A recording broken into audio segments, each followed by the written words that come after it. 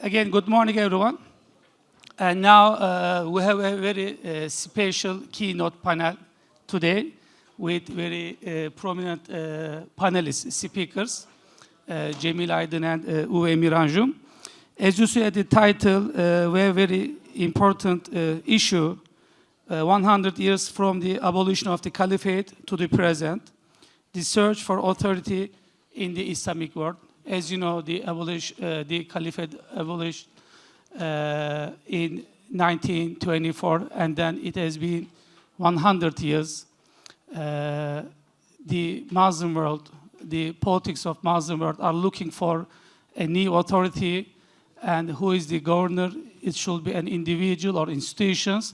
These questions started very beginning of the abolition of the Caliphate. As you know, the first Caliphate Congress was in 1926, and afterwards there were many kind of attempts to bring again back to Caliphate, and it still remain many questions unanswered for the Caliphate, for the authority issue in the Muslim world. And then I think this panel is very important to discuss, to look what we are doing now for the Caliphate issue. And this panel, we have two speakers. I know their approach is different to the Caliphate issue.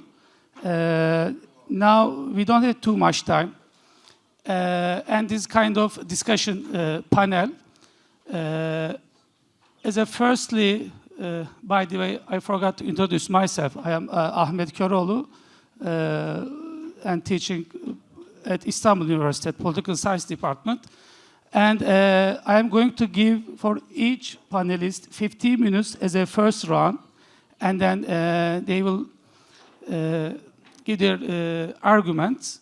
And then as a second round, again, I am going to give for each of you 8 to 10 minutes to respond your arguments or some other contributions to your presentations. And then we will have maybe 10 minutes at the end of the panel, kind of contributions or Q&A sessions from audiences. Now, I would like to start with Uwe Miranjum. Uwe Miranjum is professor of University of Toledo, and he is also the founder of the Ummetics Institute.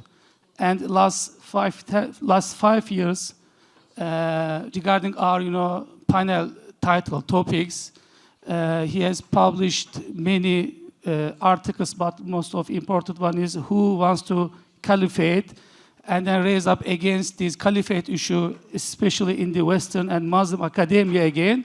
And then, yeah, please, Uwe Emir Hocam, you will have 15 minutes as a first round. Yeah.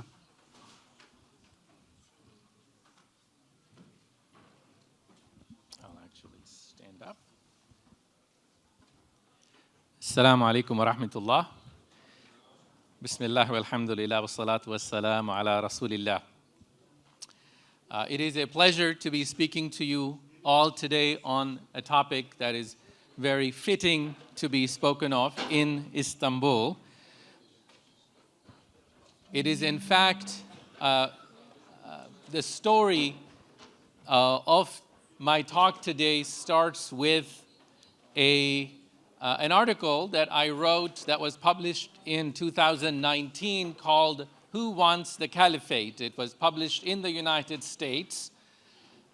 But before I published that article, as I was in the process of writing it, I came to Istanbul and spoke to a program that was also, in fact, organized by Dr. Ahmed, where he kindly allowed me to speak on that topic. And so this is where I first tried out my argument, which at the time, thinking of the idea of the caliphate in the West is not something that one typically does. It's not easy. And being in Istanbul and talking to people, in fact, the room in which I was talking to had people from 20 different nationalities.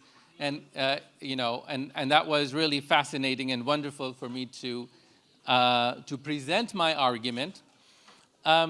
So why that argument? Why? Who wants the caliphate? Why talk about the caliphate? So let me first begin by cutting a good part of my talk where I argue about the importance of Muslim unity. Not everybody will agree with that point, but in this conference, I have seen over the last 3 days that there is a convergence on one point, that Muslims are not doing well and that Muslims need to be united and that there is an urgency. So because of that convergence and agreement, I'm going to go right into the question that raises, if you will, more disagreement, which is what form should that unity take? The argument that I make in my article is that the caliphate is an obligation in Muslim tradition without any disagreement among Orthodox Muslim scholars, whether they are Sunni or even if they are Shia or Ibadis, for example. In different forms, they agree on the basic idea. This is one of the things that Muslim tradition has come to a consensus on. So I argue, one part, that it is an agreed upon obligation. But secondly, I argue that it is a necessity to solve many of the problems that Muslims are facing today. And that is most of my talk today. And the third argument that I make is that it is a feasible idea, that we can do it. That's also something that I will talk about. So first, why call it the caliphate? After 9/11, 2001, and global war on terror, the United States, the country where I live, where I'm a citizen of, and where I write, took it, in fact, as its mission to redefine the contours of Islam, and part of that redefinition of Islam included defining who is a good Muslim and who is a bad Muslim. And part of that conversation was that people who, there were good Muslims who were perhaps Sufi or, and maybe modernized and not concerned with hard and fast rules, not concerned with Muslim unity, and bad Muslims were all the other ones. That included the Salafis, it included Islamists, it included the Obandis, it included Taliban. But in the process, certain key Islamic concepts and words, such as jihad, such as the Sharia, and such as the Khilafah, became bad words. And of course, I do not need to repeat the history of United States and US imperialism in the Muslim world. The two Gulf Wars in particular, in Iraq and the second, of course, and then in Afghanistan first, and then in Iraq. And that led to the rise of a terrorist outfit called ISIS or Daesh, which used the term Khilafah and made it an extremely difficult word to use, so much so that one simple way to put it is that, a new kind of license was now given as a result of this new discourse to all the rulers around the world that you can do whatever you need to do to take care of your Muslim problem. This included Israel or India or Myanmar or China, but also it included the UAE and Saudi Arabia and the rest of these autocracies that used their Muslim problem or used this war on terror to redefine their role. A new social contract was, if you will, a new social contract was authored to effectively say to the West, we will give you the silence of our populations in return for your support for our rule. Now, it is in this context that it became increasingly difficult to talk about Islam on its own terms. And it is also in this context when a terrorist outfit with dubious origins like ISIS, when it uses the word caliphate, Muslims become terrified of using words that are central to our tradition, that are in the Quran, that are in the Sunnah, that are in the Hadith, that are throughout our tradition. And so that is why I found it extremely important to write about Muslim unity in terms that are authentic, terms that are indigenous, while also recognizing the difficulty.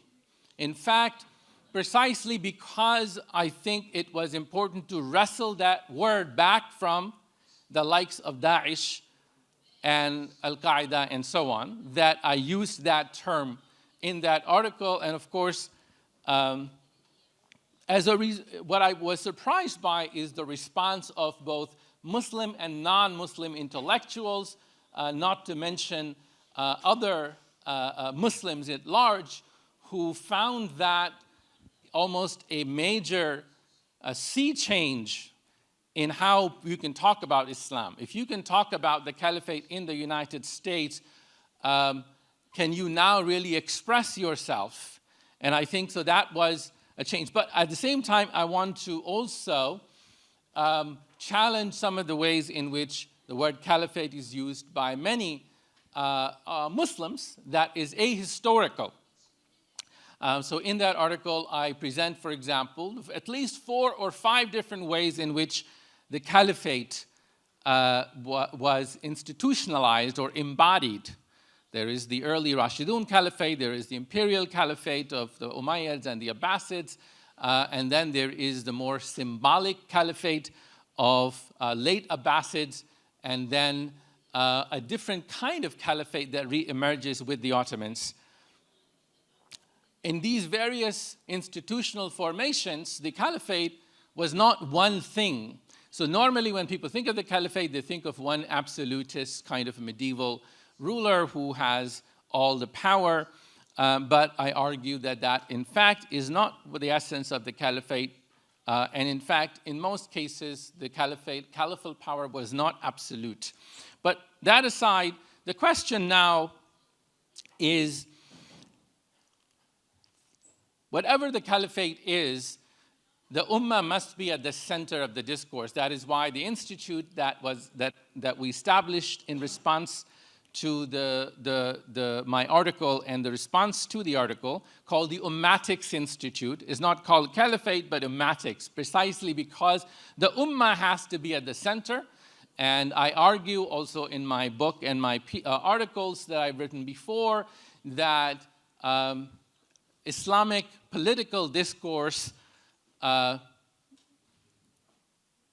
should be critiqued. Medieval Islamic political discourse, pre-modern Islamic political discourse, which is, I argue, is important for us to continue and engage with and revere, yet also to critique. And I argue that the starting point of our political, our future caliphate, our future unity must be the ummah and not the person of the caliph.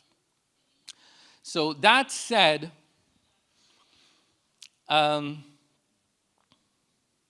what are the challenges to the idea of ummatic unity?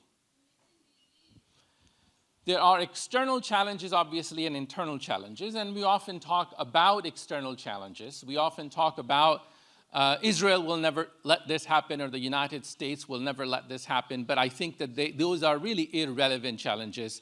At the end of the day, the real challenges that we must attend to are internal. So what are those internal challenges? There are some conceptual changes that I think are necessary, a reformation of sorts. One is a sense of learned helplessness of the Ummah, a sense that we cannot become united, that we as Muslims are almost an exception to history, exception in how incapable, incapacitated we are. I remember when I talk about this idea, and I was talking to a very high-ranking cleric, a scholar, and I mentioned to him about the idea of ummatic unity. He said, brother, this is impossible.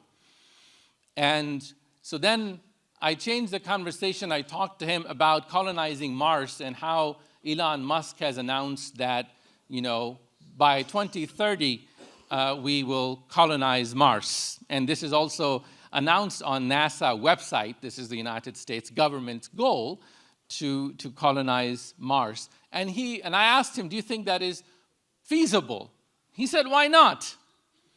So I said that you are telling me that for Muslims to do what almost everybody else has done, the European Union fought 2 world wars and after that came together for economic and cultural benefit, and you're saying that it is impossible for you to imagine that Muslims can be united.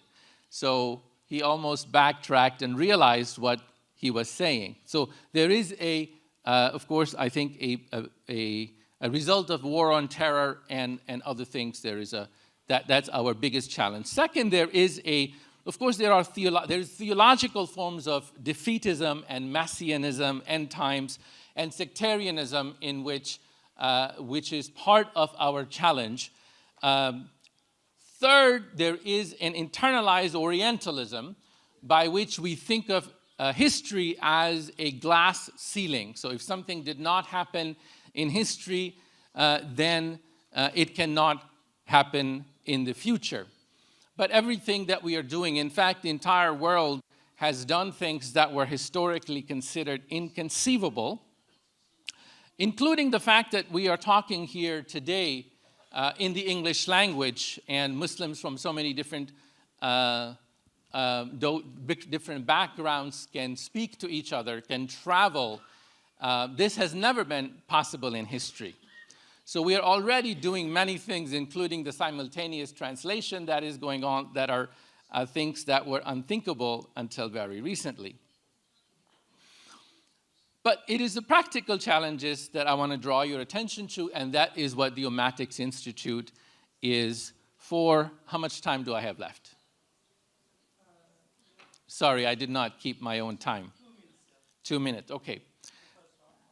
Okay, very good. So the practical challenges, I will mention 4 areas that the Ummatics Institute is working, recognizing that these are our primary challenges. Number 1 is the question of what we call managing deep differences among Muslims. Muslims have deep differences. They are sectarian differences, Shia, Sunni, Sufi, Salafi, Hanafi, Shafi'i, and so on and so forth. Then there are ethnic differences, Turk, Kurd, or Arabs and Persians, and so on and so forth. These are all differences, and the question is that we need a scientific approach to studying the history and management of these differences. So when we go to Islamic seminary or even a normal place of education for Muslims, there should be a subject where we look at Muslim differences and learn skills and learn knowledge that is necessary to manage those differences. Number 2, there is the question of economic integration. Currently, the trade between Muslim countries is extremely low. One number that I was told is as low as 3% of our total trade is with other Muslims. There are, of course, a number of very interesting initiatives on Islamic economics and economic integration that we are working with. Number 3, I think there is one of the major challenges is our research in science and technology is extremely limited, and in part it's not so much a matter in this case of a lack of freedom, which of course ails nearly all Muslim societies, but also a sense of a lack of civilizational motivation and ethics that are necessary for research. And I think that political illegitimacy and instability play a major role in that. And then there is a question of forms of political unification. Should it look like European Union or the United States or some other form of integration? We need to invest in modern institutional design so that Muslims from all different backgrounds and despite, given their diversity, can find a way to work together. Obviously, a lot of what I have said sounds like science fiction, but at the same time, I believe that it is important for us to have that vision. Many things, that we thought were impossible today, in one lifetime, they have become possible, and I believe that the unity of Muslims in a form that is pleasing to Allah subhanahu wa ta'ala and one that will be able to protect and prevent Muslims against genocides and massacres and otherwise the prisons of the dungeons of Syria that we have seen, it is a necessity that we need to dream big and work for it. Thank you very much. Thank you so much, Professor Anjum. I'm going to give a second chance. And now our next panelist speaker is Cemil Aydın. Cemil Aydın is the professor of global history at North Carolina University. And he has a book, The Idea of Muslim World, is a famous original book, and translated to Turkish. Cemil Hocam, Uwe Hocam says there is no one type of caliphate in the history, but there was a caliphate always in a different sense. Maybe you are a historian, you can draw some historical perspective of the caliphate issue, and you will have also 15 minutes for first round, and then we will continue second round. Assalamu alaikum. Thank you, Ahmed, for inviting me. So for the sake of the time, as a historian, I want to maybe highlight the main points. I would agree that Caliphate was abolished at the peak of its popularity. The Ottoman Caliphate, March 2nd, 1924. This has happened in the context of the end of the Ottoman Empire. We are in the 100th-year anniversary of that moment within this year.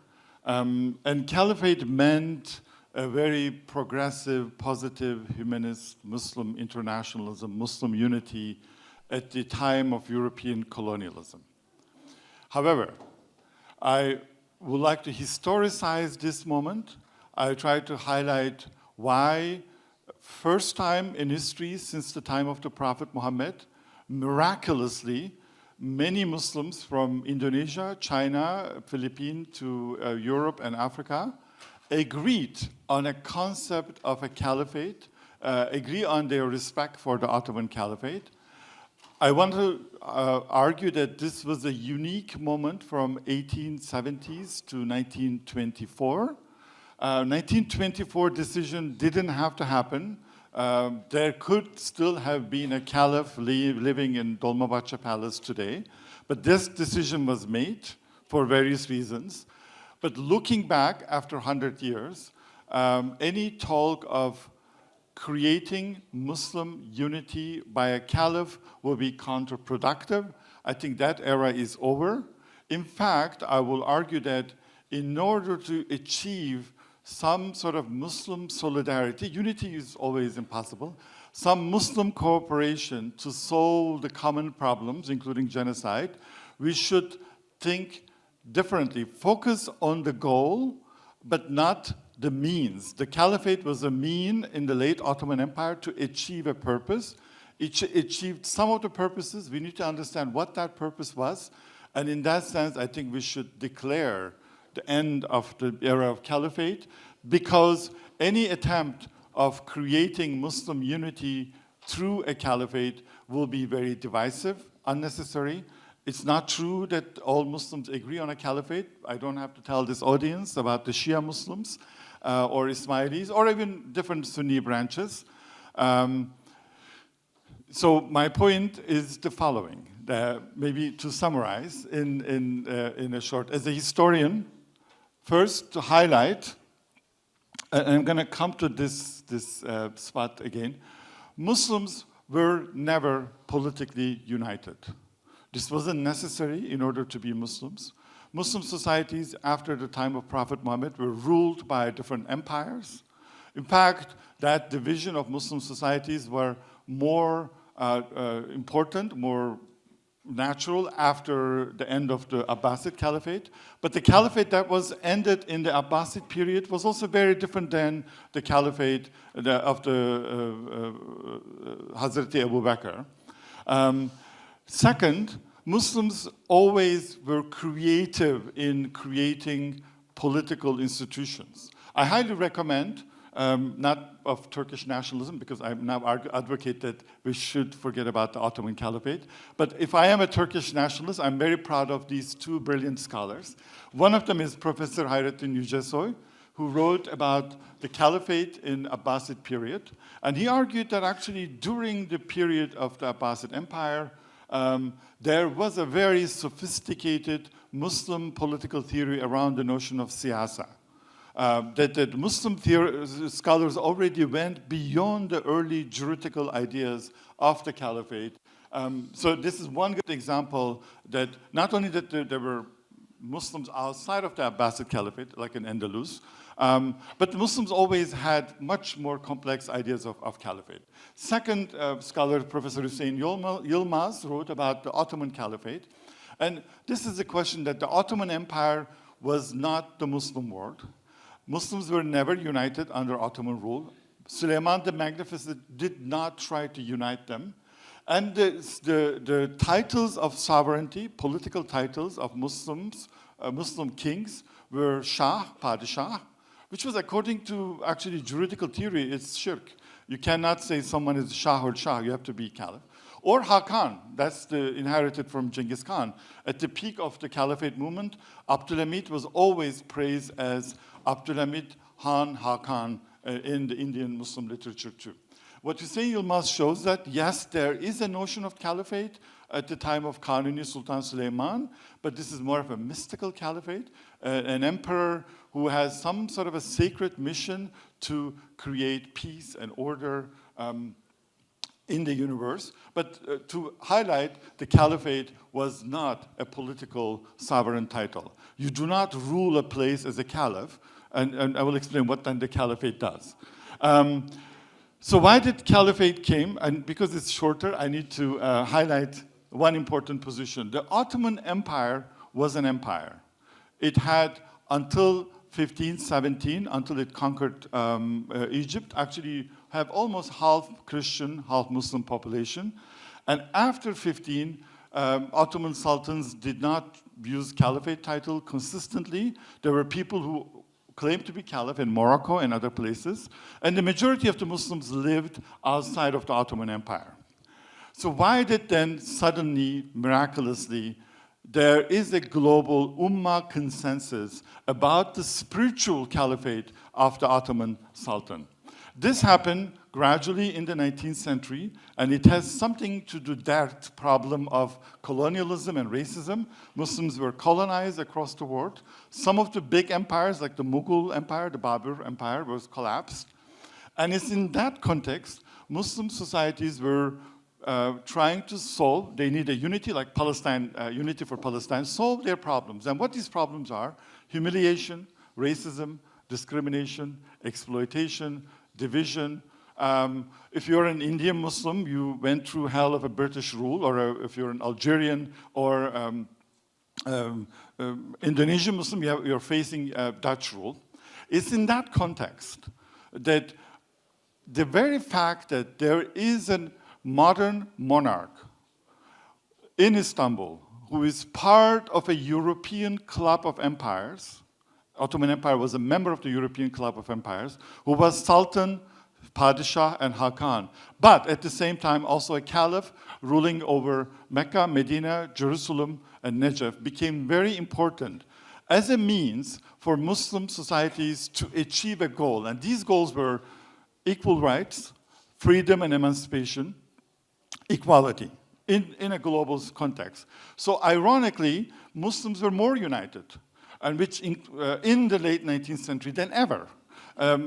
We see this as a good example is that the Shia Muslims began to support or sympathize with the Ottoman Caliphate. If you ever go to Karbala, Imams will tell you that during World War I, Shia Muslims supported the call for jihad by the Ottoman Caliph because they were also ruled by the Ottomans. But I should remind some of the leading pan-Islamic intellectuals. Jamaluddin Afghani was Shiite. Sayyid Emir Ali was also Shiite. The person who actually wrote a letter to Ankara not to abolish the caliphate was Aga Khan himself, who wasn't even supposed to believe in a caliph because he was Ismaili. And Shekib Arslan was from a Druze family. He was actually the father-in-law of the current leader of the Druze. So why did all these people wanted Ottoman caliphate? Misconception, what is wrong, is that we think that there was an Islamic world led by the Ottoman Caliph, and that Islamic Ottoman Caliph defended the Islamic world against Europe. Islam versus Europe. This is a clash of civilization thesis. That never happened. The reason why Ottoman Caliph become so important is that it's precisely because he was a member of the European imperial order. There was no Islamic international order at the time of Sultan Abdulhamid or Sultan Abdulaziz. But this caliphate was very important because Muslims were racialized. They were subjected to Renans and Gladstones and other form of racism, the Dutch racism. These were institutionalized racism. And why was Ottomans important in this context when we see the Ottoman Sultan Abdulaziz with the French emperor with a fez, and this is the opening ceremony of the Suez Canal. You are an empire in Europe, but then caliphate becomes important because he becomes the wakil, the leader of this brown race of Hindus and Muslims. This is the age of empire, but also racism, yellow race and black race. And the caliphate achieved a lot for Indian Muslims or African Muslims. It allowed them to talk back against European racism because Ottoman Caliph was the Caliph of the Tanzimat.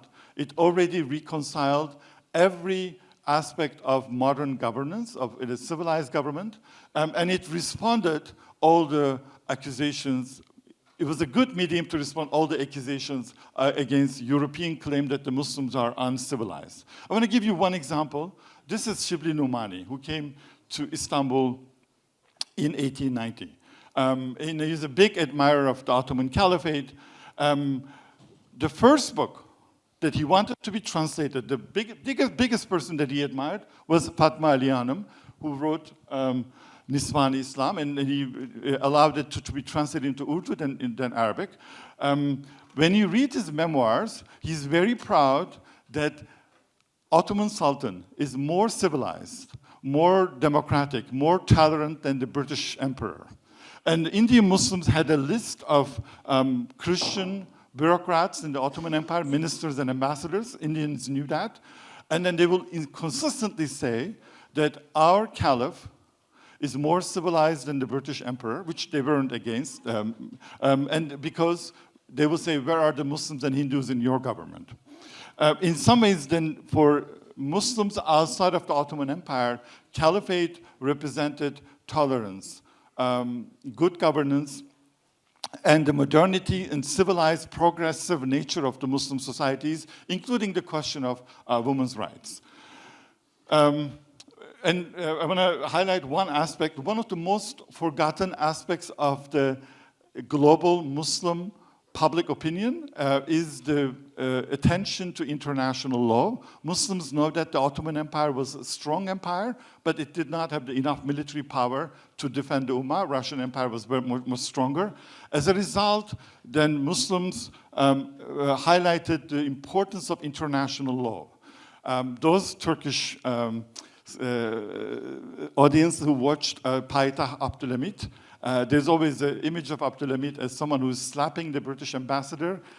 which is not true. But they forget that the Abdülhamid's foreign ministry is one of the first foreign ministries in the world who instituted international law to solve the problem of international inequality and order.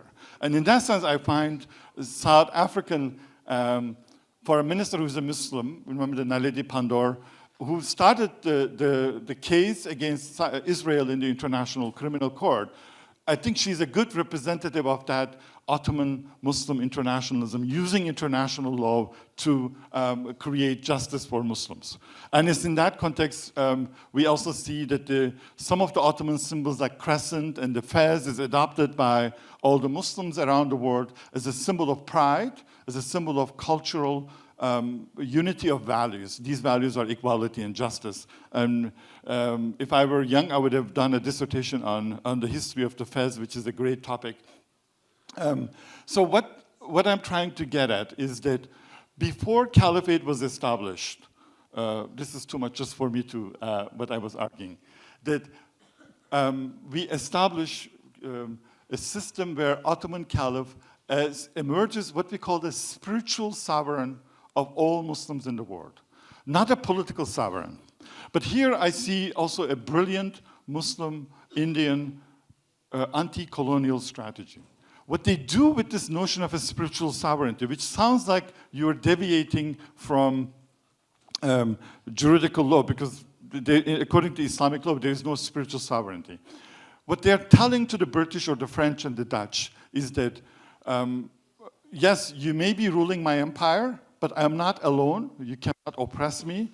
I have someone in Istanbul who can speak on my behalf, who can articulate my rights, my emotions, the injustices in the world, and the spiritual political division, mezhebi or versus siyasi, becomes a good strategy because British always claimed that we are not against Islam. Muslims have full religious freedom. And it becomes very smart for Indian Muslims to say, if I have a religious freedom, I will follow my caliph in Istanbul because it's my religious duty. But Brits will go insane about this. They say, what do you mean by another empire's ruler is your spiritual sovereign? How many minutes? 1 minute, very good. So what I'm trying to get at is that even after this moment, which we will discuss, came as a result of the success of the Caliphate movement. There are two actors. We, in this Turkey, we owe Lausanne to the idea of Caliphate. Two actors, the Indian Khilafat movement, probably Obama's grandparents donated money and gold. And the second one is the Enver Pasha, Jamal Pasha, Talat Pasha. They created a kind of Islamic internationalism after World War I. As a historian, I should say that everything you attribute to Abdülhamid today is actually Enver Pasha and Jamal Pasha, not Abdülhamid himself. But at the peak of his power, his achievement that created Lausanne, Turkish government decided to abolish the caliphate for various reasons. I'm not going into the detail on this. But I want to go into, in my last minute, so why did the caliphate come back? For about 50 years after the failed congresses, it's forgotten. Muslims struggle for justice, for liberation, but they think that they could do this without the caliphate because there's no way to recreate this magical formula of the Ottoman Caliphate. A caliph, which is Hakan, Padishah, but a member of European club, which is also ruler of Mecca, Medina, Jerusalem. One thing I want to highlight about the legacy of the spiritual caliphate is that after caliphate was abolished, all the Muslim rulers wanted to marry the daughters of the caliph, but no one said, I want to marry the son and make him a king. We should also think about the femininity of the idea of caliph. These are the Ottoman caliph's daughters or nieces who married the richest Indian Raja, who was very loyal to the British, the Nizam of Hyderabad. But my summary for this is that it's hard to recreate the caliphate, so why did it come back? It came back also through the Palestine question. Where's my slide on Palestine? Because the purpose of Muslim internationalism was emancipation, hurriyat, as the Syrians today wanted and achieved, mashallah, last week. But there were places that we haven't achieved that emancipation, and Palestine became one of them. And for a long period of time, Palestinians used every strategy possible, including socialist internationalism. You see Haji Emine Husseini meeting with the Chinese communist leader. And I think after the great crisis of the turning point in the 70s, that we couldn't liberate Palestine, then there was this new call for Muslim internationalism, as a result of which some people call for a revival of Caliphate. But if you actually think about what that goal was, then we might achieve it with other means without recreating the sectarian, divisive nature of the Caliphate that might be too late to revive at this point. Thank you. Yeah. Thank you so much, Cemil Hocam. Is it okay? Now, Emin Hocam, you will have 8 to 10 minutes. Okay. You will continue with your arguments or to respond some Cemil Hocam's arguments. Yeah. Thank you. Okay, well, thank you very much, Professor Aydin. Okay. So I wish I could go into all of the examples he gave, because I do admire the depth of historical knowledge, and we can talk about the interpretation. So to be very quick, because I want to give Professor Aydin a chance to respond and to hear from you all. Number one, think about it. All of the examples that he gave are kind of like saying, go to Tatarstan, go to India, and talk to a guy on the street. Do they pray? No, they don't pray 5 times a day. Therefore, you don't have to pray. In fact, prayer is not part of Islam at all. So the method of argument that's made is non sequitur, meaning that just because the reasons why in the 19th century the idea of caliphate became important had some benefits, and those benefits were the reason why they were trying to do it, and therefore we should not do it, or that's the that we should try to figure out, you know, the benefits of praying. For example, it makes you, it makes you spiritually more alert. It brings you closer to God. And instead, we could do yoga or something else. The point is that while all the examples that Professor Aydin gave are valid and interesting, they just don't speak to the point. What is the point? Number one, the point that I have made is that it is seen by Muslims as an obligation. That's number one. How do Muslims determine an obligation? How they have done so? Now, we may disagree it's an obligation today. Modernist Muslims disagree with a lot of things. But Muslims did not disagree on this point. Muslims disagreed about every possible point, not on this point. For centuries and centuries, you can look at each of the different madhahib in law and theology in different centuries. They are repeating the same thing. They agree on that one thing. So that's one point. Second, I'll give you 3 stories really quickly. The first response to the Crusaders was not Salahuddin. It was not even Nuruddin. The very first person to respond to the Crusaders, only a decade or so after the Crusaders came in the year 1099 of Common Era, was a man by the name of Ibn al-Khashab, who is a scholar and a qadi of Aleppo. And he wants to start fighting back, make jihad. The ruler of the time of Aleppo does not agree, so Ibn al-Khashab goes to Baghdad, to the Abbasid Caliph, who is very weak at the time, and asks for help. And the Caliph is not able to help, so Ibn al-Khashab comes back and raises an army or leads an army and starts jihad for the first time, in fact, and is able to have a victory for, even though it's small. Ibn al-Khashab was not a Sunni, he's a 12er Shi'i. So the idea that Shia-Sunni unity or Shia recognition of a Khilafah is a new idea that the Ottomans invented is not correct. Number 2, in the 14th, 15th centuries, India, the Delhi Sultanate, At that time, you have the Abbasid Caliph in Cairo, who is only nominally a caliph, but because Muslims believe that it is an obligation, as soon as a king, whether it's a Malik or Shah or Shahin Shah, as soon as they become religious, they ask themselves, who is the Khalifa? And they ask for a letter of investiture from the Khalifa. Final story, in the beginning of the 16th century, in Aceh, Indonesia, the king has recently become a Muslim and is facing competition from other local kings. So he sends an embassy to the Caliph Suleiman, in fact, at the time, and asks for help. Suleiman Qanuni does actually, or the Ottomans do send help back. It arrives in the form of ships, which allows, it teaches the technology, not only weapons, but technology of cannon making. The problem is that it takes nearly 20 years for this back and forth to take place.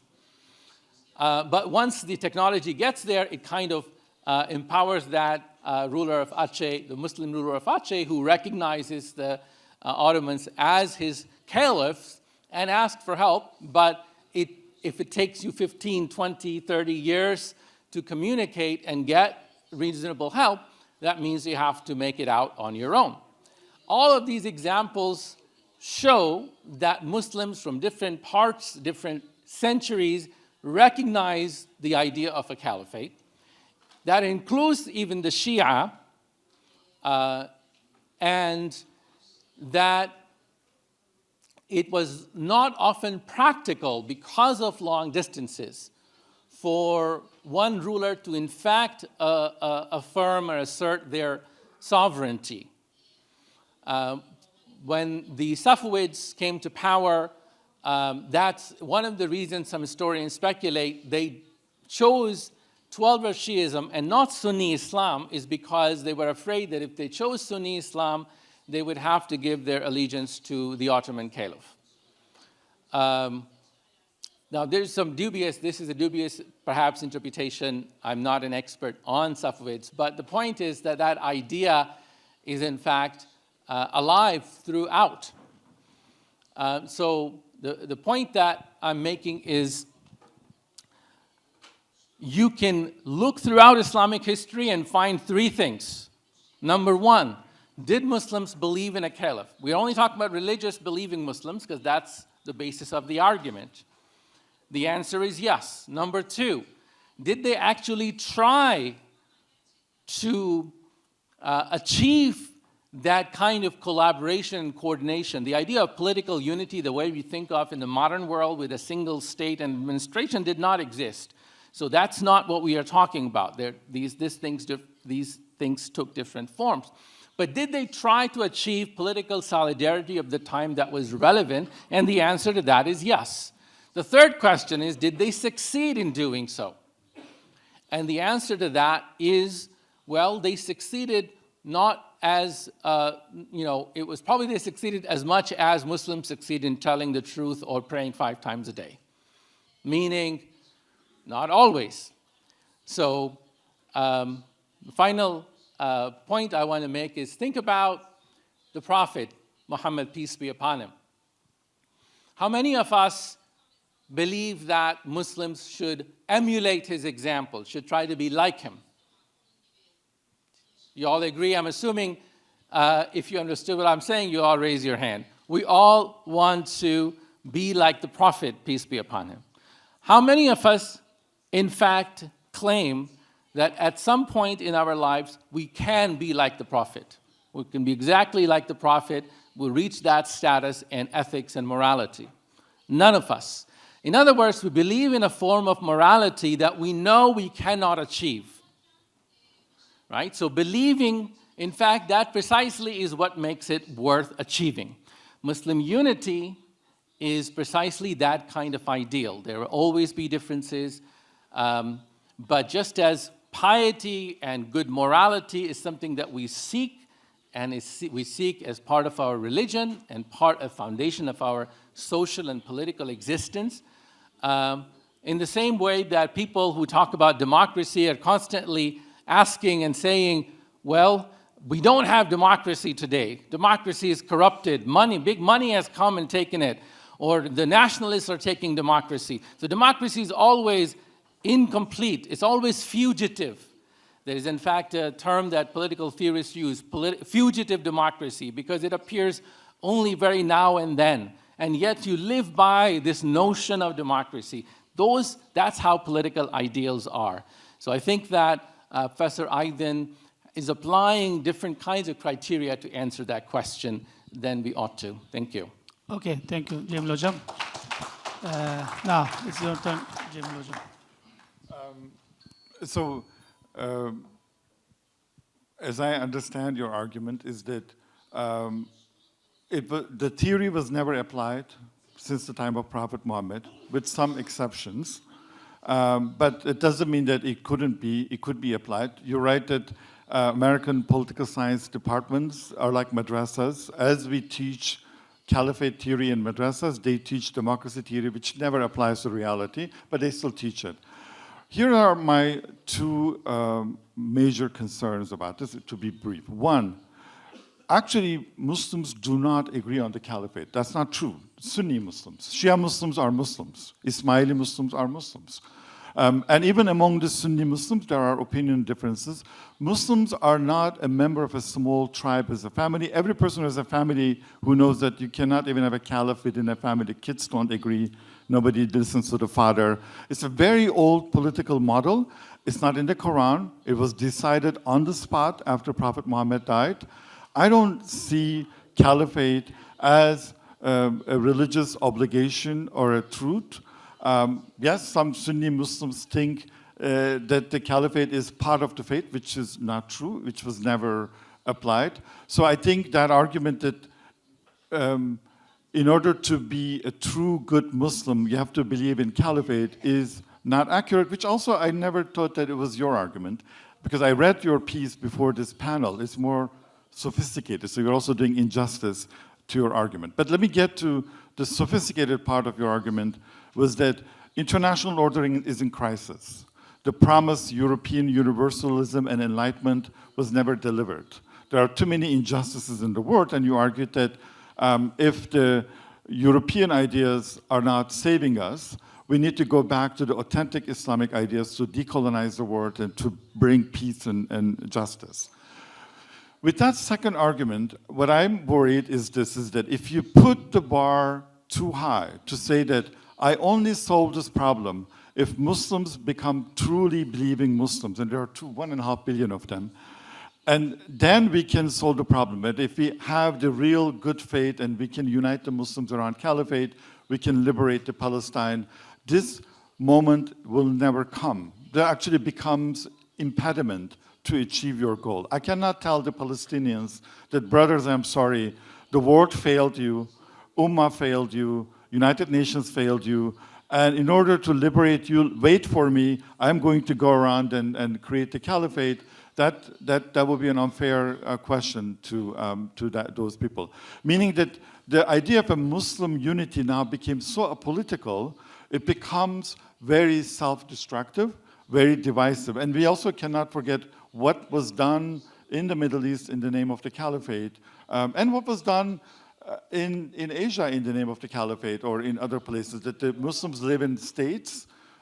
They have obligations to do with states. So I do think that it's better to think about Muslims as like any other human being who believe they have values. In order to achieve their values, they need to work, they need to do politics, they need to create solidarity.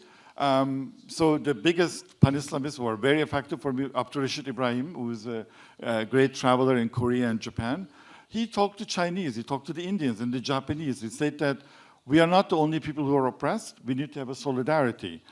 With the South African struggle, if we thought that apartheid will end only if all the black people in the world unite and they create the black caliphate, then South Africa will be free, we would have waited much longer. They did something more.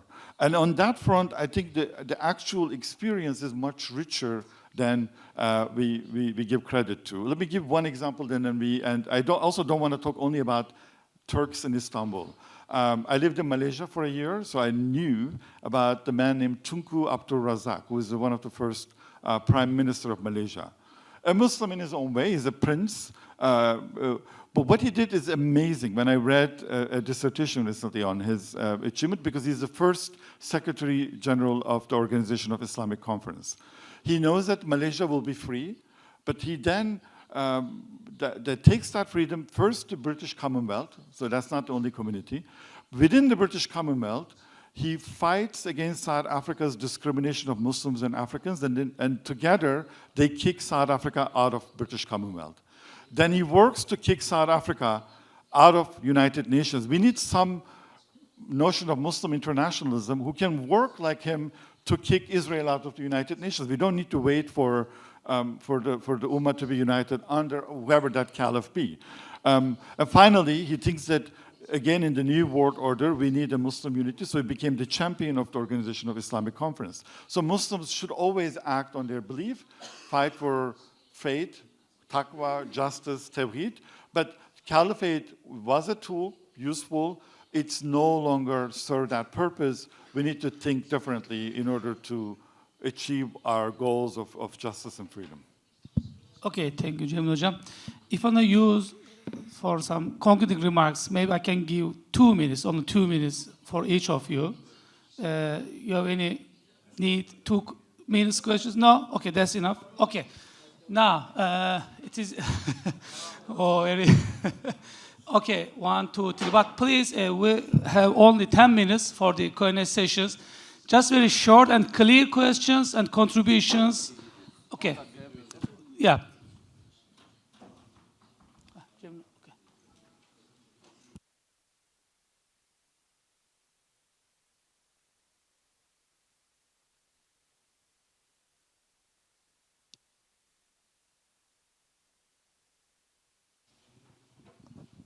Merhabalar, ben Doktor Abdurrahim Şen. Konuyla İslami yönetim siyaset konularıyla yakından ilgiliyim. Sorum Anjum Bey'e. Malumunuz Zbigniew Brzezinski, Amerikan Ulusal Strateji Dairesi Başkanlığı yapmıştı uzun yıllar. Büyük Satranç Tahtası adlı kitabında 21. yüzyılda Amerika'nın süper güç olduğu, 21. yüzyılda da bu süper güç olasılığını tartışıyor tamamen. Belli bir takım senaryolar kuruyor. 4-5 tane seçenek sunuyor. Amerika'nın dışında 21. yüzyılda süper güç olma ihtimali söz konusu olan seçenekler. Bu seçeneklerden birisi de Orta Doğu'dan ortaya çıkacak ve bütün İslam dünyasını tek bir siyasi çatı altında birleştirecek bir İslam devletinin Amerika'nın 21. yüzyıl hayallerini tamamen suya düşüreceğini ifade ediyor. Şimdi son 10 yılda Orta Doğu coğrafyasında büyük bir Arap Baharı halk ayaklanmalarına tanık olduk. Özellikle Suriye'de eski CIA Başkanı Michael Hayden'ın bir Suriye ile ilgili bir değerlendirmesi benim dikkatimi çekti. Diyor ki Amerika için en iyi seçenek Esed'in ayakta kalmasıdır. Eğer Esed devrilirse bütün bölge 1916'da Sykes-Picot Antlaşması'nın çizdiği bütün bu harita yeniden çizilir. Ve Levant, Ürdün, Filistin, Lübnan, Suriye ve Türkiye'nin de belli bir bölümünü içine alan, uluslararası siyaset literatüründe bu bölgeyi ifade eden bu kavramı kullanarak diyor ki bu kelimenin tam anlamıyla Levant'ın patlamasıdır ve dünyanın merkezinde yönetilemeyen bir alanın oluşması anlamına gelir diyor Amerika açısından. Diğer bir bizzat devrik Abdurrahim Bey, çok kısa yapalım geleceğim. çünkü uzuyor. Tamam, Hızlıca soruyu soruya hemen geçebilirsek. bağlıyorum. Evet. Esed'e sorulan benzer bir soruya ben laikliğin son kalesiyim, fay hattı üzerindeyim. Burada bir kırılma yaşanırsa Fas'tan Endonezya'ya kadar yeni bir jeopolitik dünya kurulur dedi. Bizzat Esed'in kendisi. Şimdi ben Anjum Bey'e şunu sormak istiyorum. Aslında İslam dünyasında aydınlarımız, münevverlerimiz, ilgili olanlar bu konuyu takip ediyorlar. Batı'da bizzat bu endişeler tartışılırken, İslam dünyasının kamuoyunun genelinden saklanan bu öngörüler, Batılılar bu konuda çok ciddi öngörülerde bulunurken, İslam dünyasında bizim aydın ve münevverlerimizin, sizin az önce de Elon Musk örneğiyle atıf yaparak, neden bunun bir gerçeklik, artık tarihi bir gerçeklik olduğu konusunda hala kuşkuları var. Teşekkür ediyorum. You understand the question?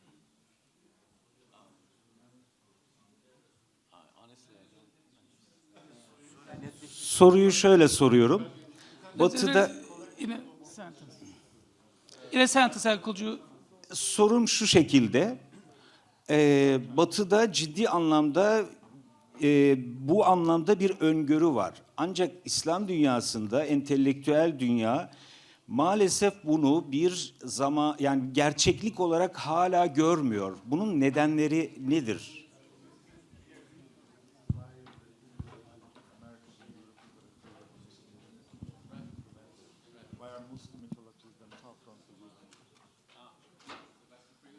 No, for you.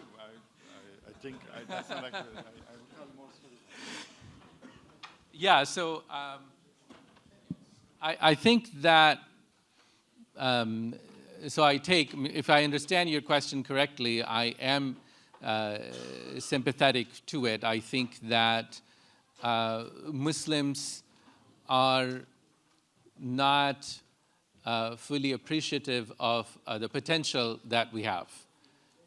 And it's a challenge of our, it's internalized Orientalism of sorts, I think, that we need to address. We need our institutions and intellectuals who are able to think broadly. I think that Muslims don't do futurology.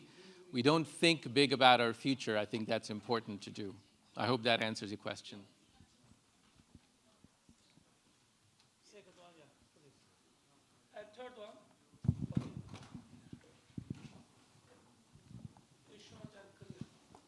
Şanlıurfa'dan Çetin Gören, hocalarım ağzınıza sağlık. Bir sorum Cemil Hocam'a, bir soru da Anjum Hoca olacak. Cemil Hocam, şu anda eğer gerçek bir halife devam etseydi, biz yine ve Filistin bu halde olsaydı, şu anki çocuk, kadın ölümlerini falan söylemeye gerek yok, her gün yüreğimiz yanıyor. Biz yine ya işte Filistinler kusura bakmayın, biz size yardım edemiyoruz. İşte ümmet birleşmedi. İşte biz bir araya gelemedik. Kusura bakmayın, öyle mi diyecektik? Hocama da bir sorum. Gerçekten şu anda devam eden, hakkaniyetli devam eden bir halife olsaydı yine emperyalistler burada istediği gibi at koşturabilir miydi? Veyahut da yine Filistin'de kurulan o çıban ülkesi kurulabilir miydi ve bu kadar pervasız olabilir miydi? Teşekkür ederim. I got the question. Was there a question for you? I was just going to collect more questions. Okay.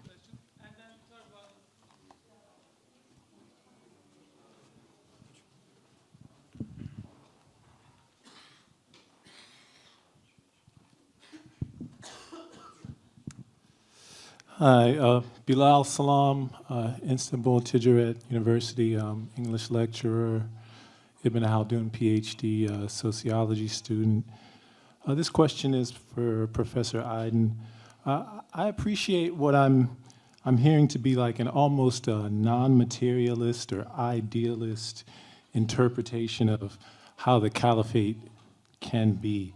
My dissertation actually uses altruistic signifiers such as the fez to syncretize Islamic sects like the Moorish Science Temple, which I spotted on one of your slides, with Ottomanism and Islamic unity more broadly.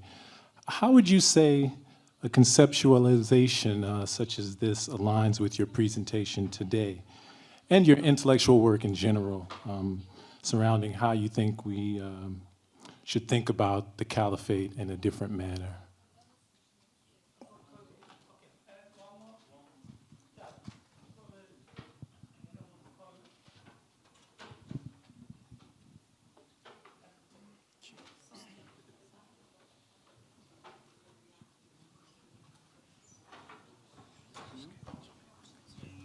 Hello. Yeah, hi, my name is Mudassir. I am from Jisr, a Qatar-based think tank. And this is my question. There was a discussion on the practicality of Caliphate, given that now we are living in a very different environment. The values on which distinctions are made among different groups are very different. We're talking about democracy, equality, those kind of things, and it's not really religious values which perhaps defined the geopolitical ecosystem in the medieval ages, which made perhaps the caliphate more feasible. But looking at the trends, especially in throughout the world, actually, but including even in the collective West, there is a move towards the far right. For example, in Europe, we are seeing almost everywhere move towards populist and far right. Even in the US, you see the election of Donald Trump. It's a sort of validation of the fact that people are moving towards their religious values, their conservative values. So given that this transition is happening, do you think that the atmosphere is perhaps a little more ripe than what it has been in the past century for a concept like caliphate to perhaps take fruition? Thank you. Either of you, actually. And last one. Yeah. Do you mind passing it?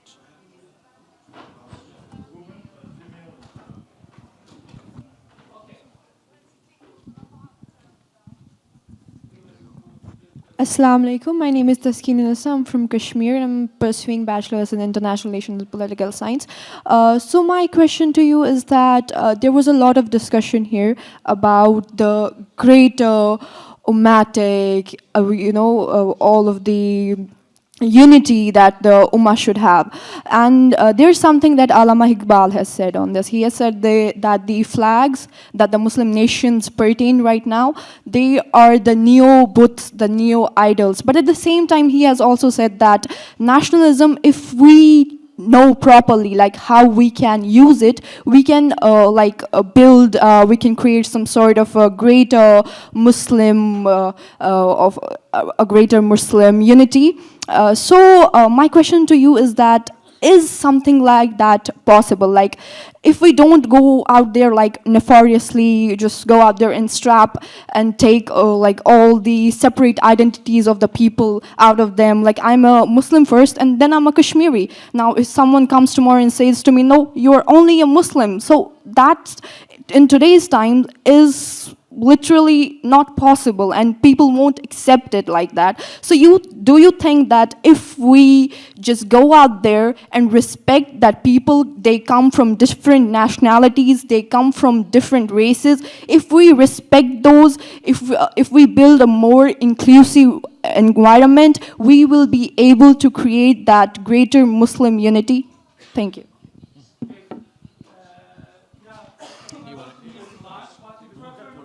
Intellectual debates rather than the lunch. Just last two questions, because one is yours and then the other one, Jamal Abdullah. Very short and clear questions, and then I want to give 2 minutes for to ask all the questions. Okay? There's microphone.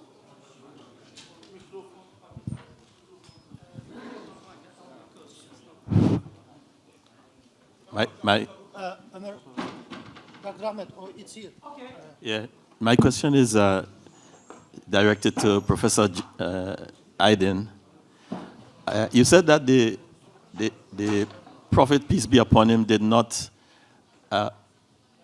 order his companions, the rightly guided caliphs, to establish a caliphate, something, the meaning to that effect. But I want to recall the famous hadith in the book of Imam An-Nawawi, the 40 hadith, in which he said that, follow my sunnah and the sunnah of the Khulafa Rashidin and hold on to it, with your teeth. So the four caliphs, Prophet peace be upon him, was saying to his companions that their sunnah should be followed also. And they, as you said that they were not instructed to establish a caliphate, but which they eventually did. So I don't know if you want to reply to that.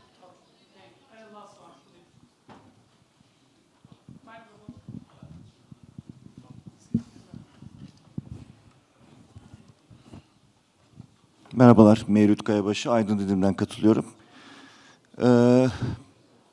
Ovamir Bey, Nurettin Zengi ve Selahattin Eyüpi'den bahsetti. İki aksiyoner ismin de yaşadığı dönemde ve Kudüs fethi mücadelesinde en büyük engellerden bir tanesi halifenin kendisiydi. Aynı şeyin sonraki dönemlerde de Osmanlı'nın hilafeti temsilen almasına kadarki sürelerde yaşandığını biliyoruz.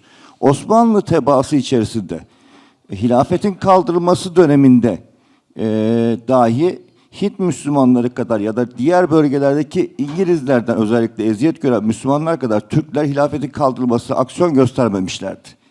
Bunun nedeni nedir? Bununla ilgili kanaatim doğru mudur, yanlış mıdır bilemiyorum ama böyle bir kanaatimiz var. Bir ikincisi, hocamızın bahsettiği gibi işbirliği kurumlarını dahi aksiyon almak ve politika üretmek noktasında kullanamayan Arap Ligi gibi, İslam Konferansı Örgütü gibi kurumları dahi örgütleyemeyen ve politika üretemeyen bir İslam dünyası hilafet makamı noktasında nasıl bir ortak nokta oluşturacak?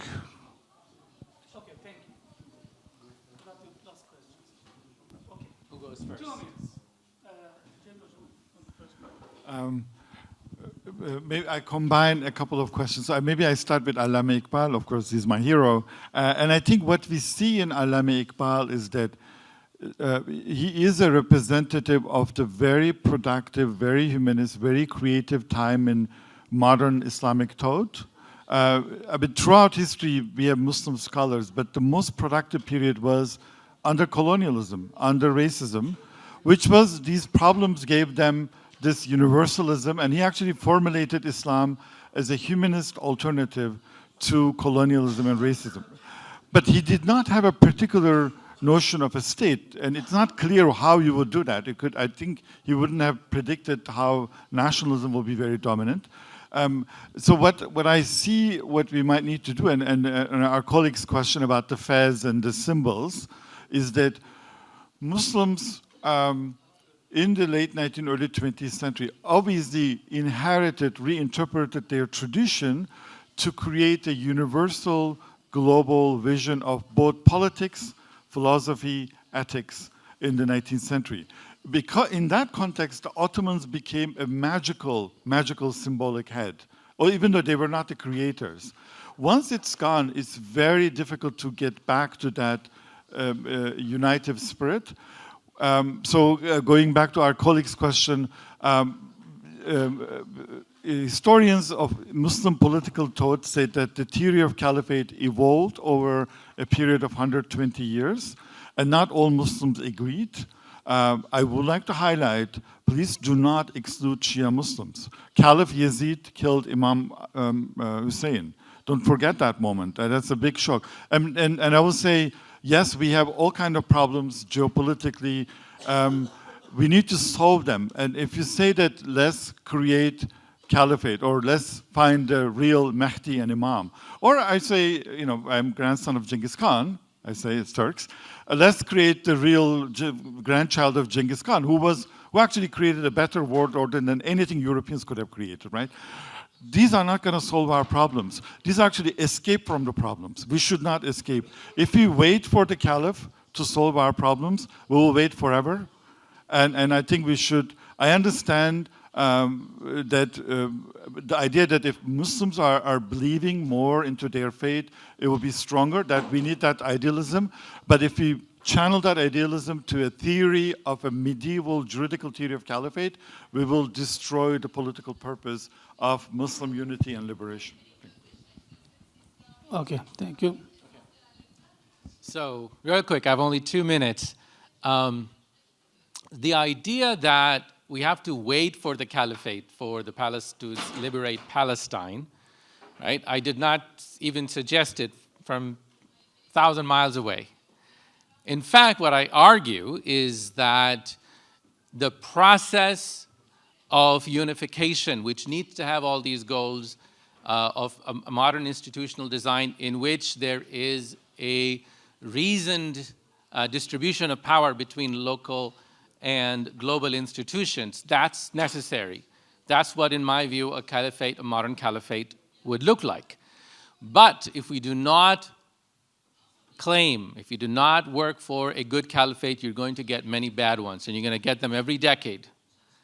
Because, unlike Professor Aydin, I see in every Islamic work, so long as people are going back to Islam and not perhaps reading some book on good governance by a modern Rawls or something, if they are looking at Islam, they're going to believe. Imam al-Ghazali said, like, if you don't have a Khalifa, all your social relations, your marriage and your contracts, all are null and void. People really emphasize the Caliphate, and this goes throughout. So if you're going to throw out al-Ghazali or Ibn Arabi and Ibn Taymiyyah, and you're going to Abu Hanifa and Shafi'i, you will have to build up a new Islam. And I will doubt whether in that new Islam you can get away from it, from the Caliphate, Islamic tradition. So that's, I'm not saying that, we need to wait for the Caliphate, but rather working toward the Caliphate. And as a believing Muslim, I say, when you do the right thing that God asks you to do, then God solves the problems, right? That's almost in every khutbah you hear that you don't always know.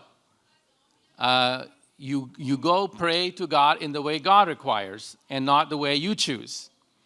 And in the process, you get benefits both in this world and the next. So I don't want to underemphasize that point. I know there are people who will deny the obligation of the Caliphate, but that's a very modern phenomenon. And the claim that I'm making is that until the modern period, you don't have any major Muslim scholars known that are followed that deny that. And at the same time, I completely agree with the problem of sectarianism in the Shia. Is it possible for the Shia to also feel included in the Caliphate? I believe it is. In fact, we are working in nomadics with some Shia scholars as well. It is true that not everybody will agree, but nobody will agree. I am certain that less people will agree on the proposal that we need to work on some definition of equality and freedom instead of, among Muslims at least, rather than working on Islam, which brings together, most importantly, an afterlife and not merely utilitarian for this life. So if we don't have a good caliphate, I'm afraid you're going to get a bad caliphate, a bad claim to caliphate every few years. Thank you very much. Thank you so much for all participants and the panelists for this good debate on the caliphate issue. Okay, now